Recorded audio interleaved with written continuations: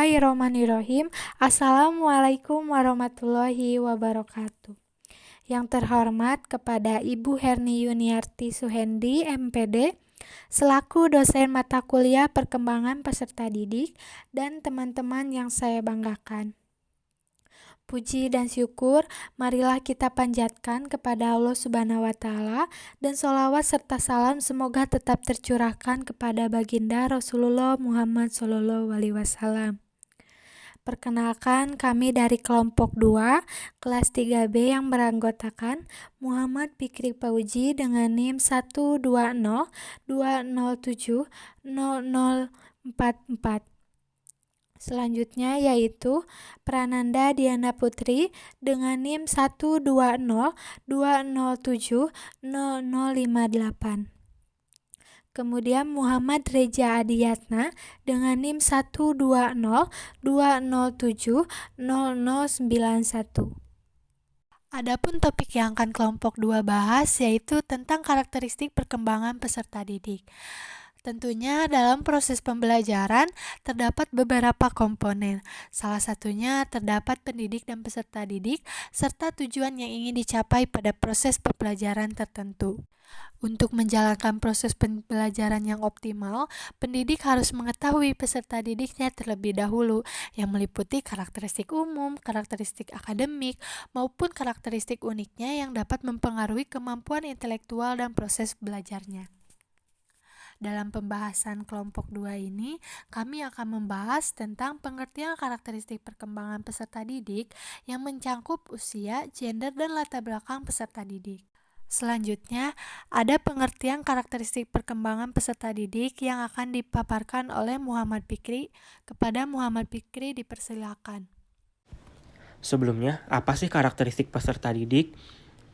Karakteristik peserta didik yang pertama ada menurut ahli, yaitu menurut Hamzah B. Uno tahun 2007, karakteristik siswa adalah aspek-aspek atau kualitas perseorang siswa yang terdiri dari minat, sikap, motivasi belajar, gaya belajar, kemampuan berpikir, dan kemampuan awal yang dimiliki. Lalu secara umum, karakteristik perkembangan peserta didik secara umum adalah karakter atau gaya hidup individu secara umum yang dipengaruhi oleh usia, gender, latar belakang yang telah dibawa sejak lahir dan di lingkungan sosialnya untuk menentukan kualitas hidupnya. Berikutnya ada karakteristik umum dari segi usia. Yang pertama ada fase-fase perkembangan manusia yang meliputi 1. Permulaan kehidupan atau konsepsi. Yang kedua, fase prenatal atau dalam kandungan. Yang ketiga, proses kelahiran yaitu 0-9 bulan. Yang keempat, masa bayi 0-1 tahun. Yang kelima, masa kanak-kanak 1-5 tahun. Yang keenam, masa anak-anak 5-12 tahun. Yang ketujuh, masa remaja 12-18 tahun. Yang kedelapan, masa dewasa awal 18-25 tahun.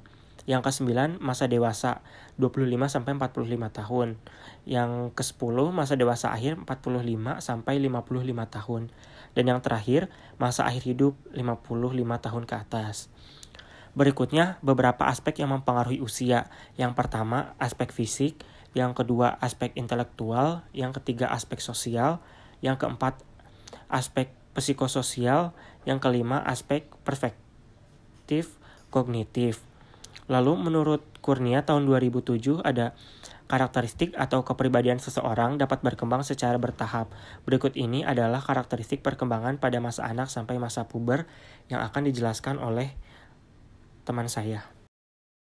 Oke, terima kasih kepada moderator dan kepada Saudara Fikri atas presentasinya. Saya akan melanjutkan dari presentasi Saudara Fikri, yaitu karakteristik umum peserta didik dari segi gender.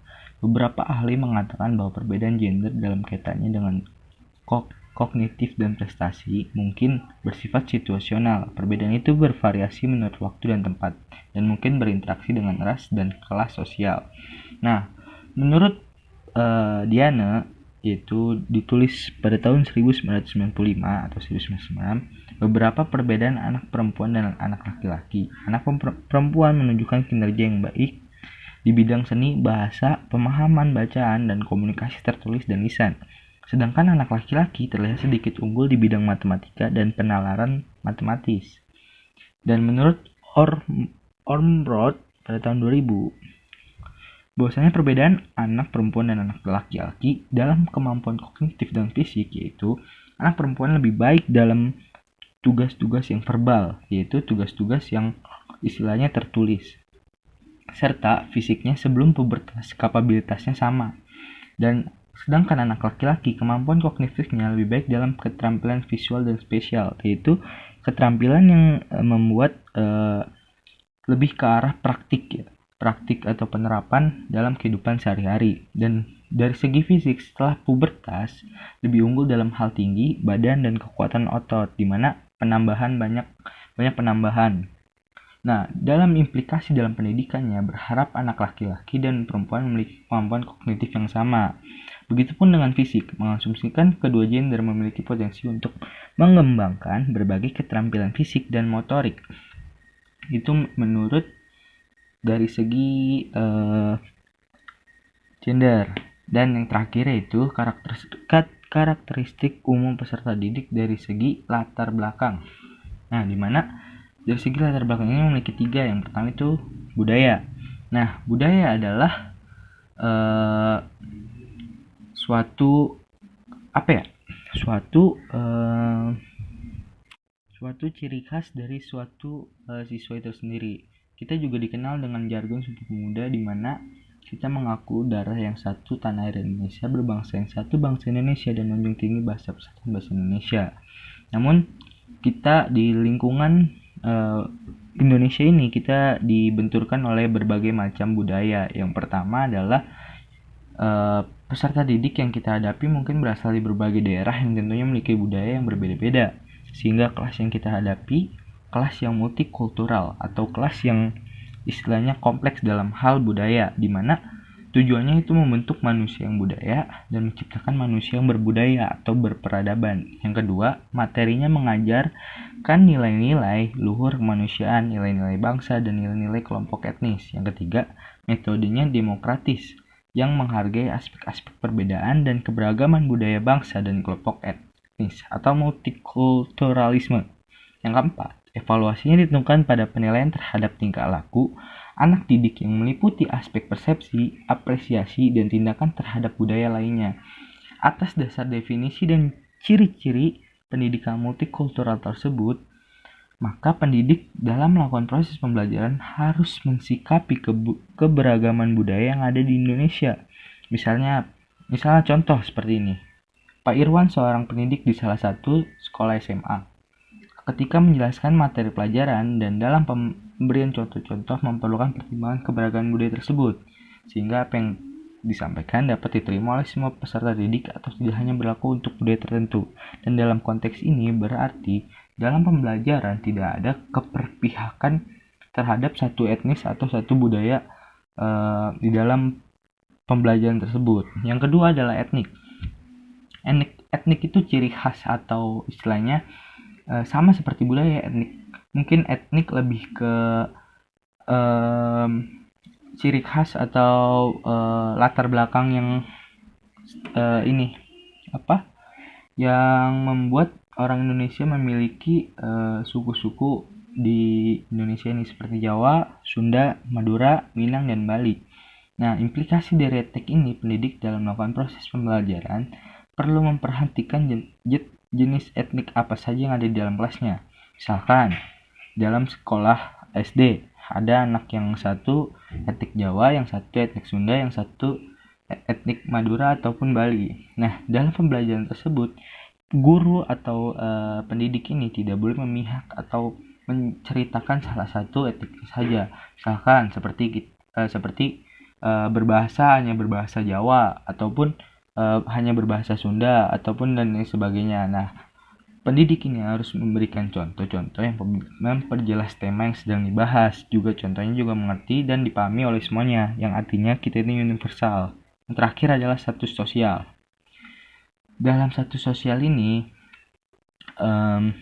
kita juga dibenturkan oleh istilahnya materi, yaitu ada perbedaan orang yang mampu dan orang yang tidak mampu, atau ekonominya yang berbeda-beda.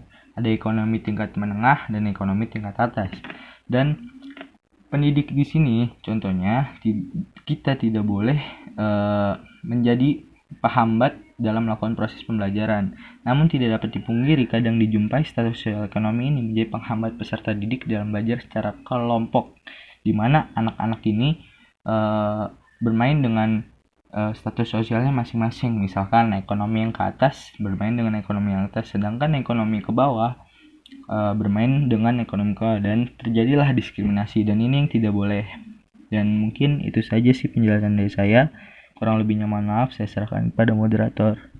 Berdasarkan materi pembahasan di atas, dapat kami simpulkan bahwa memahami karakteristik perkembangan peserta didik, khususnya dari segi usia, gender, dan latar belakang, sangatlah penting bagi pendidik yang mengajar dengan beragam karakteristik siswa. Nantinya, guru akan dapat mengetahui bagaimana mengatasi karakteristik siswa pada usianya dan juga dapat menangani adanya perbedaan gender. Mungkin cukup sekian dari kelompok 2. Mohon maaf apabila masih banyak kekurangan ataupun ada kata-kata yang kurang berkenan. Wabillahi taufiq wal hidayah. Wassalamualaikum warahmatullahi wabarakatuh.